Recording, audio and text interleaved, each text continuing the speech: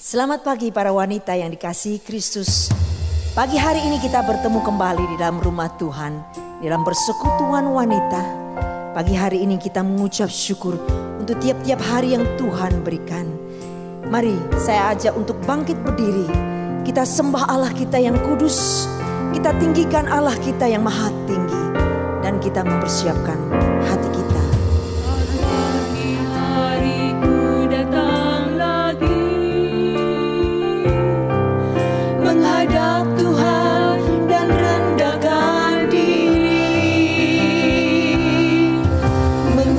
Syukur buat hari yang Kau beri, memuji Tuhan dengan sepenuh hati.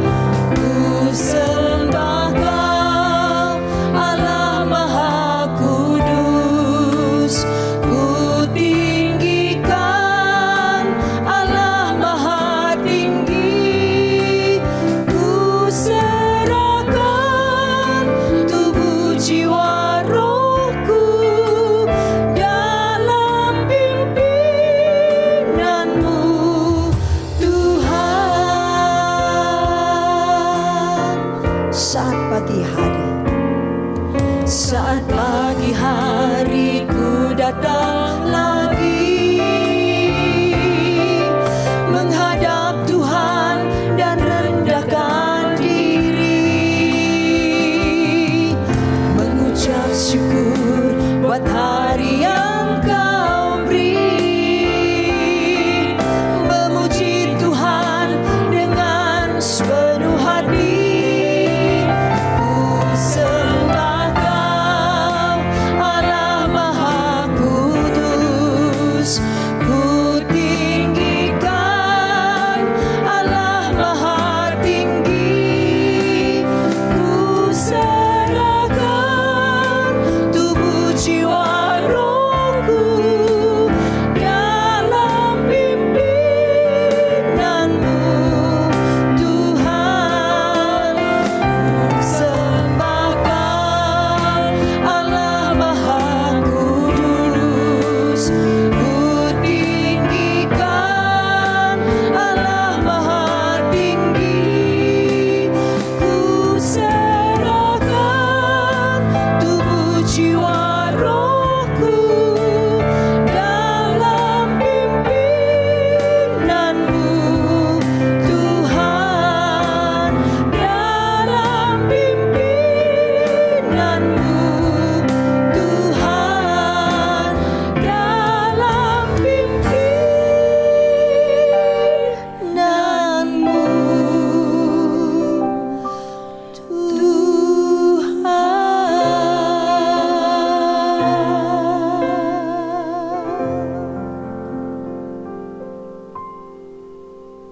Mari kita berdoa. Selamat pagi Bapa yang ada di dalam kerajaan surga yang mulia. Kami bersyukur untuk setiap hal yang boleh kami terima daripada Engkau. Kami bersyukur untuk setiap kejadian demi kejadian. Dan saat pagi hari ini kami menghadap hadirat Tuhan. Kami persembahkan hidup kami. Kami ingin meninggikan Engkau. Kami ingin mengagungkan Engkau. Terlebih kami ingin mempersembahkan hidup kami. Terimalah setiap persembahan pujian kami Tuhan. Hanya di dalam nama Yesus kami berdoa dan bersyukur. Amin. Shalom ibu-ibu yang terkasih di dalam Kristus. Pada pagi hari ini kita akan bersama-sama belajar firman Tuhan mengenai kelemah lembutan. Tetapi sebelum itu mari kita berdoa memohon pimpinan Tuhan. Bapa di dalam surga, kami bersyukur kepadamu. Terima kasih untuk kesempatan pada hari ini kami masih bisa bersekutu bersama walaupun dengan media-media yang ada dan juga dengan batas-batas yang ada. Tetapi kami tahu Engkau Allah yang tidak terbatas. Kasih-Mu mengikat kami satu dengan yang lain sehingga kami bisa bersama-sama beribadah dengan sehati sepikir. Dan pada hari ini Tuhan, kami mau mendengar firman-Mu. Kami ingin belajar dan kembali diajar oleh Engkau. Supaya kami bisa semakin hari semakin mengerti apa yang menjadi isi hati-Mu. Dan hidup kami mencerminkan hal itu. Terima kasih Bapa, bimbing kami sekalian pada momen hari ini, supaya sungguh-sungguh firman-Mu menyapa kami kembali dan menjamah serta mengubah hidup kami. Pimpinlah dan sertailah kami, baik yang akan menyampaikan firman-Mu ataupun juga yang akan mendengarkannya. Tolong kami untuk belajar seperti Engkau, yang Engkau mau. Hanya di dalam nama Tuhan Yesus kami bersyukur dan berserah. Amin. Ibu-ibu yang terkasih di dalam Kristus, mari kita buka firman Tuhan yang diambil dari surat Galatia, pasal yang kelima, ayat yang ke-22 dan 23. Galatia 5, ayat yang ke-22 hingga yang ke-23. Saya akan membacakan bagian ini untuk kita sekalian. Demikian. Tetapi buah roh ialah kasih, sukacita, damai sejahtera, kesabaran, kemurahan, kebaikan, kesetiaan, kelemah lembutan, penguasaan diri. Tidak ada hukum yang menentang hal-hal itu. Demikian pembacaan firman Tuhan. Nah, ibu-ibu yang dikasihi oleh Tuhan. Pada suatu waktu Wesley satu mobil dengan seorang perwira. Nah, ketika dia satu mobil dengan perwira ini, yang paling merisaukan hatinya dalam perjalanan adalah kata-kata sumpah atas nama Tuhan yang keluar dari mulut perwira ini. Dan pada suatu waktu terjadi pergantian mobil, ia berbisik kepada perwira ini dengan menyatakan sangat senang bisa melakukan perjalanan bersama dengan dia. Dan kemudian Wesley berkata bahwa ada satu permohonan yang ia ingin nyatakan kepada perwira ini. Dia berkata bahwa kita masih akan ada perjalanan yang panjang, dan saya minta kiranya kalau Anda menemukan atau mendengar saya mengucapkan kata sumpah atas nama Tuhan, maka dengan hati-hati tegurlah saya. Lalu kemudian perwira ini agak tercengang, dan kemudian dia memikirkan ulang permohonan dari Wesley. Akhirnya dia mengerti. Dengan tersenyum ia berkata, hanya Andalah hamba Allah yang bisa menggunakan cara menegur dengan bijaksana. Nah, suatu kali Wesley juga menghadapi satu permasalahan. Ternyata ada orang yang kemudian melapor ke dia bahwa ada satu jemaat Metodis yang tidak diterima di satu rumah sakit yang baru dibuka. Karena apa? Alasannya sederhana, karena dia adalah anggota gereja Metodis. Ketika mendengar peristiwa itu, ketika mendengar akan berita itu, maka Wesley dengan keras berkata, saya akan membalas mereka. Nah, orang-orang mengira bahwa Wesley akan mengungkapkan dosa-dosa yang dilakukan oleh rumah sakit tersebut. Tetapi siapa sangka pada hari Minggu ketika Wesley berkhotbah, maka pada saat itulah dia menantang jemaat Tuhan yang mendengar khotbah dia untuk membuat atau untuk mengumpulkan dana supaya bisa membangun sebuah rumah sakit, membantu jemaat yang dalam keadaan lemah tubuh. Dan setelah berhasil mengumpulkan dana yang diperlukan, maka kemudian rumah sakit itu didirikan. Maka sejak itulah tidak ada lagi orang yang menolak anggota gereja Metodis untuk berobat di sana. Nah, satu kali dalam kehidupan sehari-hari Wesley, tidak sengaja ada seorang pemabuk yang menabrak Wesley. Wesley tidak marah, dan ia hanya menghela nafas dan berkata, syukurlah Allah menasihati saya agar tidak larut dalam genangan mabuk arak. Nah, setelah pemabuk ini sadar dari mabuknya, kata-kata Wesley itu teriang-iang di dalam pikirannya, dan kemudian hatinya tergerak, dan dari sejak itulah ia sungguh bertobat dengan menjauhkan diri dari minuman keras. Nah, Bapak, ibu-ibu yang terkasih dalam Kristus, jelas bahwa memang ini adalah sebuah kisah tokoh tentang seorang yang bernama Wesley. Cerita yang nyata dan menggambarkan sebuah kelemah lembutan. Nah, kelemah lembutan ibu-ibu yang terkasih ternyata adalah salah satu bagian, salah satu dimensi, salah satu rasa dari buah roh.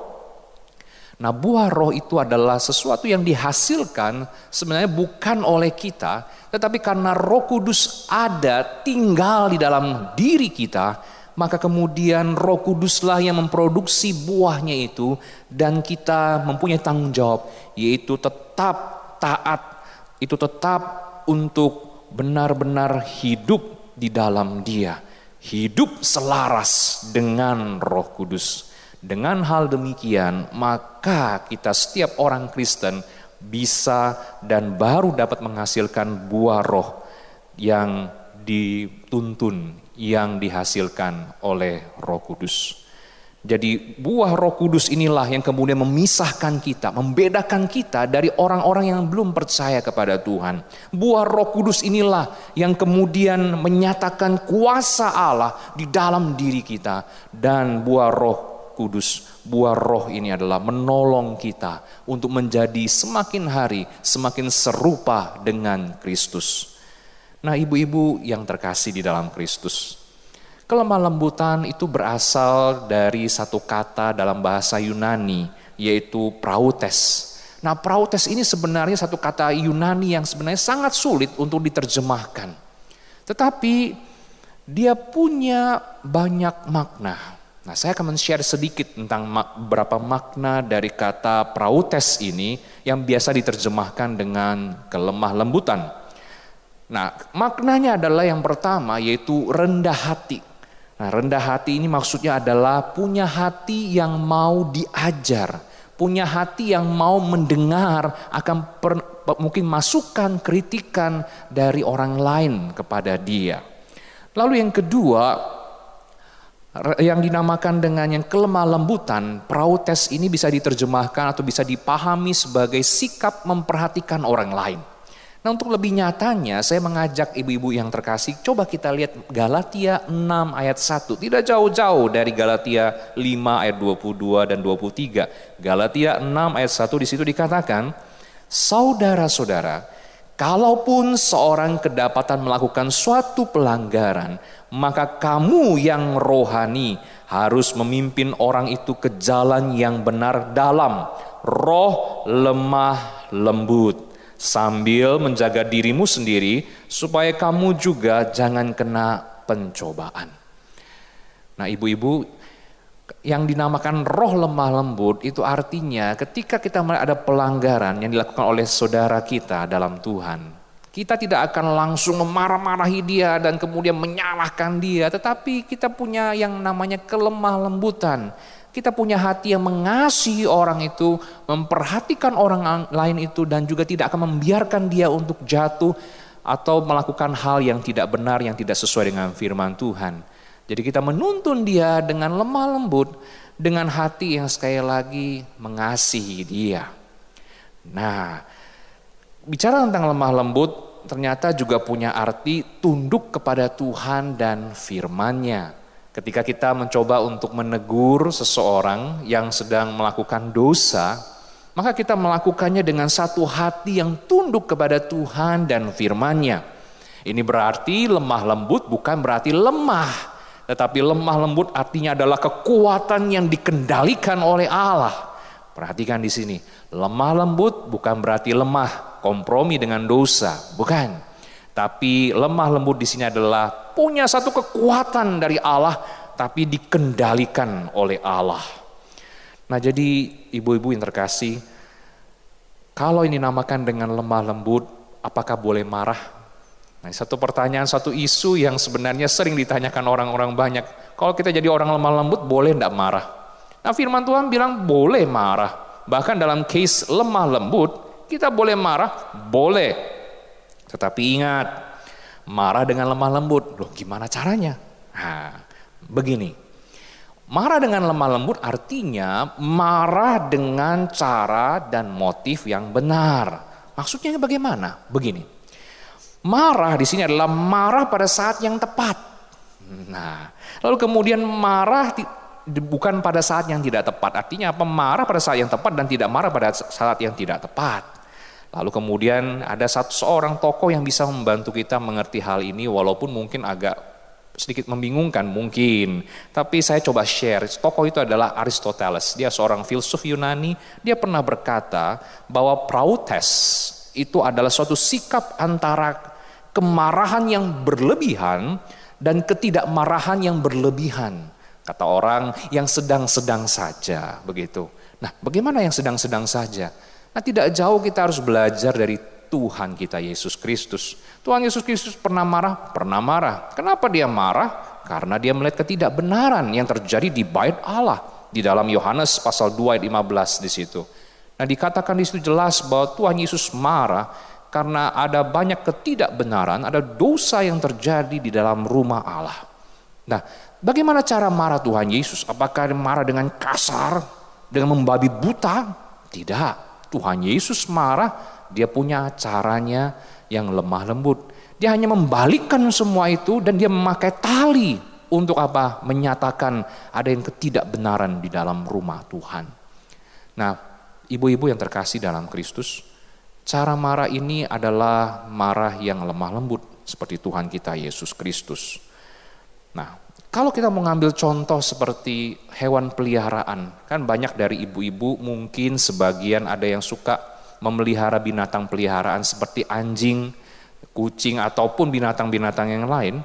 Nah, kalau dinamakan yang namanya prautes, lemah lembut, itu gambarannya seperti binatang yang telah dijinakan dan kemudian selalu berada di bawah kendali tuannya. Tuannya ngomong apa, dia ikut.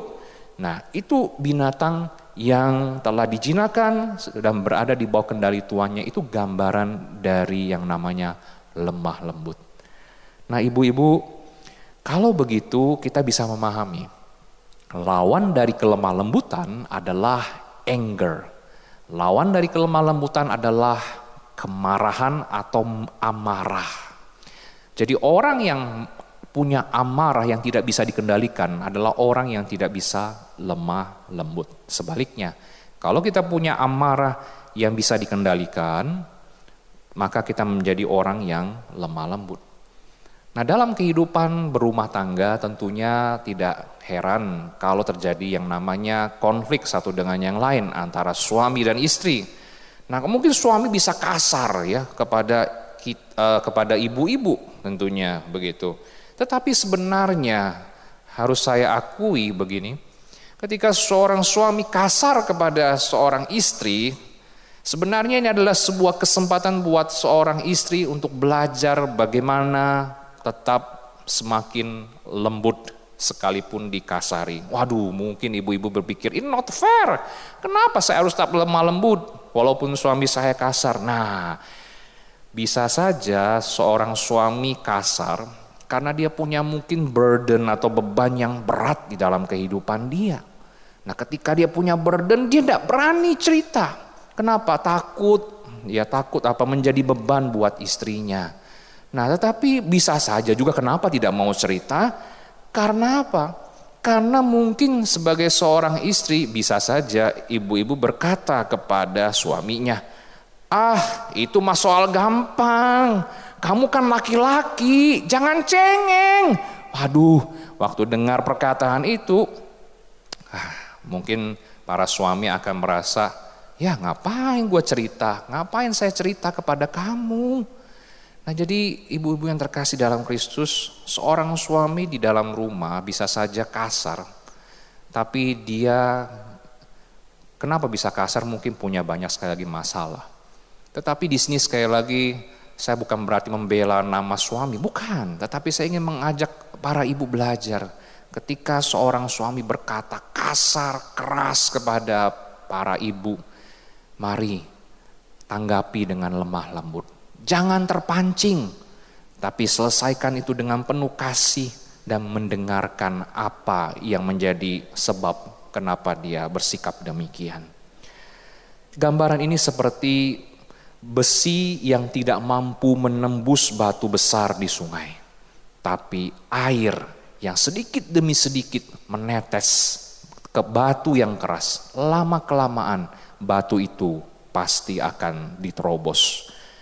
Ibu-ibu yang terkasih di dalam Kristus, bicara tentang lemah lembut, kita tentunya harus minta kepada Tuhan kita, kepada Bapa kita yang di surga, supaya kita punya yang namanya kelemah lembutan. Sekali lagi, kelemah lembutan itu bukan produk dari kita, tapi itu adalah produk dari Allah yang bekerja di dalam diri kita, membentuk kita untuk semakin serupa dengan Tuhan. Nah, bagaimana kita bisa menjadi orang yang lemah lembut? Tentunya sekali lagi datang kepada Tuhan dan akui kelemahan kita.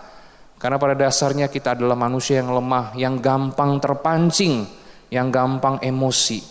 Nah, emosi itu seperti api, ibu-ibu. Dia adalah hamba yang baik kalau bisa dikendalikan. Tapi kalau emosi seperti api ini tidak bisa dikendalikan, dia bisa menjadi tuan yang buruk. Oleh karena itu, ketika kita marah atau tidak bisa mengendalikan anger kita, itu adalah sebuah sinyal bahwa kita perlu menguji kualitas kelemah lembutan kita. Jadi sebagai orang percaya, sebagai wanita Kristen, mari ibu-ibu sekalian, mari para wanita Kristen, kita belajar untuk menguji kualitas kelemah lembutan kita di dalam setiap musim kehidupan kita, di dalam setiap permasalahan yang kita hadapi. Nah, sekali lagi memang tidak mudah, tetapi bukan berarti mustahil untuk dilakukan. Ibu-ibu yang terkasih di dalam Kristus, saya ingin menutup renungan ini dengan sebuah kesaksian. Saya secara pribadi, ketika saya sudah sedemikian besar, dan memang saya sudah besar, dan saya lebih besar lagi memang, saya menyadari bahwa saya punya sikap yang lemah lembut itu bermula dari orang tua saya. Papa saya itu dikatakan sebagai kopian saya, terbalik bukan, saya kopian papa saya, itu yang benar. Dan saya ternyata meniru satu hal yang baik dari beliau, yaitu lemah lembut. Kalau papa saya marah, dia marah itu tidak meledak-ledak terlebih dahulu, enggak. Ketika ada case, ketika ada masalah, dia coba tenang, dia coba ngomong perlahan satu demi satu begitu kepada kami anak-anaknya atau juga kepada istrinya. Dan itulah yang saya pelajari di sini, bagaimana dari kelemah lembutan seorang papa itu mengajar anaknya juga belajar untuk lemah lembut. Nah, para ibu yang terkasih dalam Kristus, biarlah kita juga menjadi wanita-wanita Kristen yang bisa mewariskan kelemah lembutan itu, memberikan teladan dalam kelemah lembutan itu kepada generasi kita, generasi demi generasi. Bukankah itu menyenangkan hati Tuhan jikalau kita mewariskan, menjadikan sebuah legacy buat anak-anak kita dan juga orang-orang terdekat dengan kita. Mari hidupi akan kebenaran firman ini. Mari mohon pertolongan Tuhan. Dan mari benar-benar menjadi orang yang lemah lembut, orang yang rendah hati, memperhatikan orang lain, yang tunduk kepada Tuhan dan firman-Nya, dan juga bisa marah, tetapi sekali lagi dengan lemah lembut. Seperti Tuhan kita. Kita berdoa. Bapa Surgawi, tolong kami. Sebagai seorang makhluk yang lemah, kami sadar, kami tidak bisa berbuat apa-apa tanpa Engkau ya Bapa yang memampukan kami. Tolong kami supaya di dalam kehidupan kami sebagai orang percaya, kami senantiasa membiarkan Roh Allah membentuk kami, dan kami memiliki hidup, memiliki hati yang mau tunduk dan taat kepada Engkau. Bimbing kami sekalian ya Bapa untuk menjadi wanita-wanita idaman Tuhan, dan kemudian menjadi wanita idaman suami, idaman akan keluarga yang terkasih. Sehingga nama-Mu dipermuliakan, dan sungguh kami bisa semakin hari menjadi serupa dengan Kristus. Terima kasih Bapa, berkati para ibu di tempat ini, berkati para wanita di tempat ini. Pakai mereka untuk menjadi kemuliaan-Mu saja. Di demi nama Tuhan Yesus kami berdoa. Amin.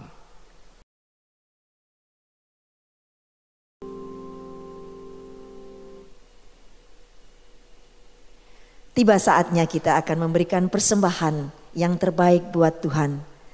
Mari para wanita yang dikasihi Kristus, kita mempersiapkan persembahan kita. Dan jangan lupa memberikan angka 6 di belakang setiap transferan kita.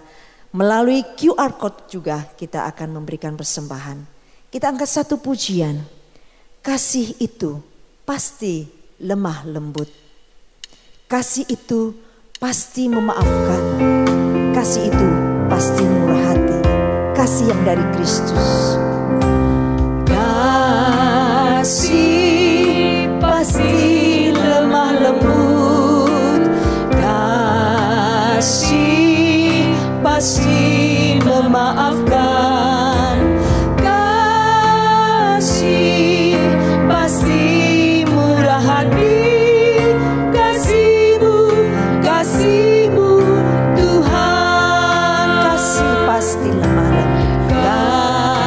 Kasih pasti lemah lembut. Kasih pasti memaafkan. Kasih pasti murah hati. Kasih-Mu Tuhan. Ajarilah kami ini saling mengasihi. Ajarilah kami ini saling mengampuni.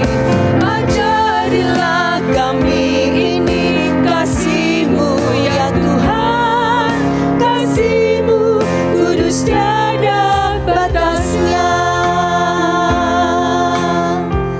Kasih pasti lemah lembut. Kasih pasti lemah lembut. Kasih pasti memaafkan. Kasih pasti murah hati. Kasih-Mu Tuhan. Ajarilah kami ini saling mengasihi. Ajarilah kami ini saling mengampuni. Ajarilah kami ini kasih-Mu ya Tuhan. Kasih-Mu kudus tiada batasnya. Ajarilah kami ini saling mengasihi. Ajarilah kami ini saling mengampuni. Ajarilah kami ini kasih-Mu ya Tuhan. Kasih-Mu kudus tiada batasnya. Kasih-Mu kudus tiada batasnya. Kasih-Mu kudus tiada batasnya.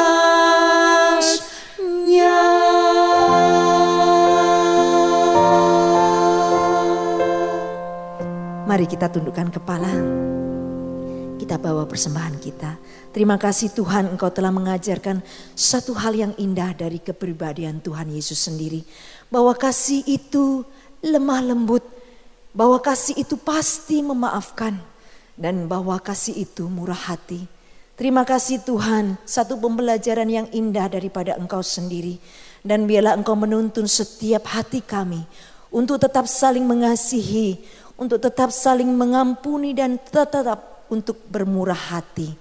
Terimalah setiap persembahan ini Tuhan, dan jadikan persembahan itu menjadi sesuatu yang hidup untuk Kau kerjakan di dalam dunia ini. Terpujilah Engkau, di dalam nama Yesus Kristus kami berdoa dan bersyukur. Amin. Ibu-ibu, kita akan mengakhiri persekutuan Komisi Wanita hari ini. Kita akan menyanyi lagu Bapa Terima Kasih. Bapa terima kasih. Bapa terima kasih. Bapa di dalam surga.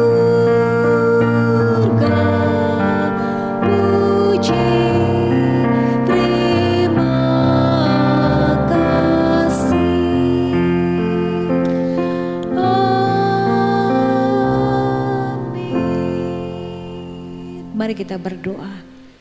Bapa di dalam surga, kami mengucap syukur karena hari ini kami belajar sekali lagi bagaimana Tuhan menuntun hidup kami menjadi wanita-wanita Allah yang sungguh-sungguh ya Tuhan belajar tentang karakter kelemah lembutan. Terima kasih untuk Klaus Andri yang sudah menyampaikan firman Tuhan. Biarlah ini Tuhan boleh menjadi kekuatan kami di dalam kami menjalani hidup kami sebagai wanita-wanita Allah. Kiranya Tuhan melalui keteladanan hidup kami boleh memancarkan kasih Kristus kepada orang-orang di sekitar kami. Terima kasih Bapa dalam surga, tuntunlah kami sepanjang minggu yang akan kami lewati di depan, di dalam anugerah dan pimpinan Tuhan.